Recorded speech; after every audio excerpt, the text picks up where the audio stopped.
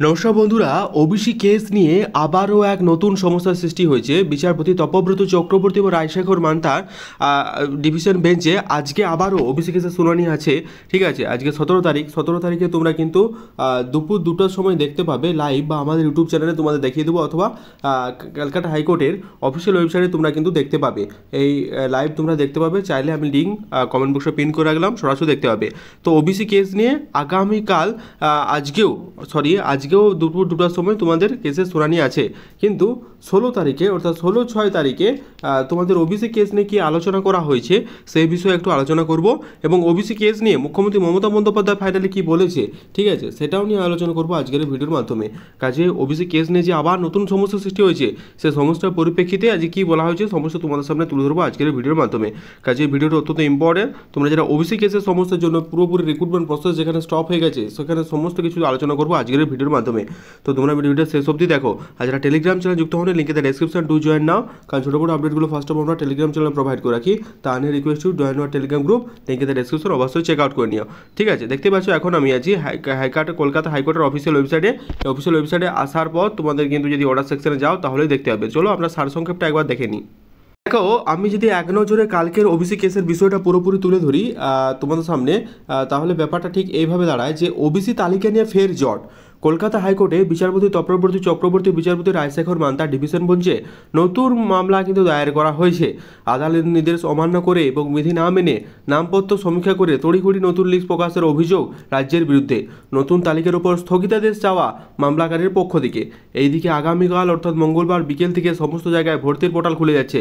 ফলে মঙ্গলবার দুটোর সময় স্থগিতাদেশ নিয়ে সিদ্ধান্ত নেবে ডিভিশন বেঞ্চ। অর্থাৎ আজকে দুপুর 2টোয় আবার কিন্তু তোমাদের শুনানির ডেট আছে। প্রাথমিকভাবে জানা যাচ্ছে এমনটাই। রাজ্যে তড়িঘড়ি নতুন তালিকা প্রকাশ করা নিয়ে ক্ষুব্ধ হাইকোর্টও। সেক্ষেত্রে কী নির্দেশ দেবে আদালত, সেদিকে কিন্তু নজর। এবার প্যারাগ্রাফ 2 যদি আমি আলোচনা করি, দেখো এখানে বলা হয়েছে, কি বলা হয়েছে একবার দেখো। এই দিন বিচারপতি রাজশেখর মান্তা বলেন, আমরা বলেছিলাম বিধানসভা বিল আকারে পেশ করাতে হবে, কিন্তু রাজ্য তা প্রশাসনিক বিজ্ঞপ্তি করে নিজেদের সিদ্ধান্ত মান্যতা দিয়েছে। রাজ্য নিজের মতো করে যদি কাজ করে তাহলে কোর্ট প্রশ্ন তুলতে বাধ্য হবে। আমরা নিয়োগ বা ভর্তি কোথাও বন্ধ করতে বলিনি। যে সম্প্রদায় বাদ দেওয়া হয়েছিল তারা গত 20 বছর ধরে সুযোগ সুবিধা পেয়ে গেছে। তারা কেউ রাস্তায় আন্দোলন করে দাবি আদায় করেনি, এখনও কেউ রাস্তায় নেমে নেই। অথচ রাজ্য সেই বাদ দেওয়াকে আবার সুযোগ দিচ্ছে কেন? রাজ্যের গোটা লোকসংখ্যার দেখে প্রেক্ষিতে সমীক্ষা করতে বলা হয়েছিল, কিন্তু তা হয়েছে কিনা এই বিষয়ে স্পষ্ট নয়। এই দিন আরেকটা বলছে, এই দিন পাল্টা অ্যাডভোকেট জেনারেল বলেন ভর্তির বিষয়টি আটকানে গিয়েছে, পুরো সমস্যায় পড়ে আমাদের সেদিকটা নজর দিতে হচ্ছে।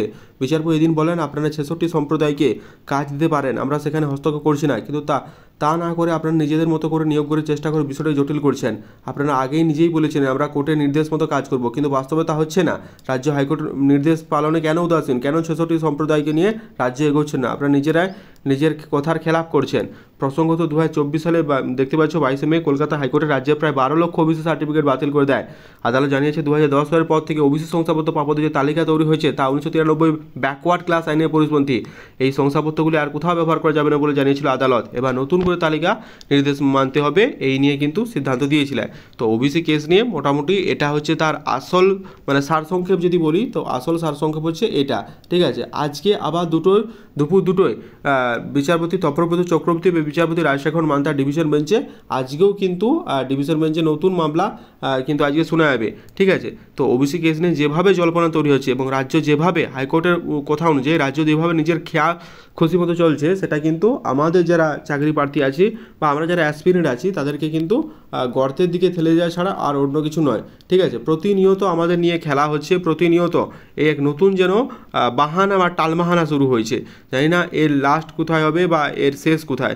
ঠিক আছে, তবে যেটা হচ্ছে আমাদের রাজ্যে in present of West Bengal, সেটা কিন্তু স্টুডেন্টদের সাথে একদম অন্যায় হচ্ছে। দীর্ঘ 2-3 বছর কোনো এক্সাম স্টপ করে দেওয়া, পুরো recruitment control, ongoing recruitment process, যেগুলো কলকাতা হাইকোর্ট বলেছিল যে এগুলোর উপর কোনো হস্তক্ষেপ করা চলবে না, তাও অনগোয়িং রিক্রুটমেন্ট প্রসেসও কোনো রকম কোনো এক্সাম হচ্ছে না। ঠিক আছে, কারণ কি জানা যাচ্ছে না, ডিউ টু ওবিসি কেস। এইভাবে যদি চলতে থাকে শিক্ষিত যুব সমাজ কিন্তু একদম ডুবে যাবে বা অন্ধকারে চলে যাবে। তো এই নিয়ে বিষয় কিছু নেই। আজকে দুপুর 2টোর সময় তোমাদের লাইভ আমি ভিডিও করার চেষ্টা করব, তোমাদের কি হচ্ছে না হচ্ছে সমস্ত কিছু আপডেট আমি দেওয়ার চেষ্টা করব।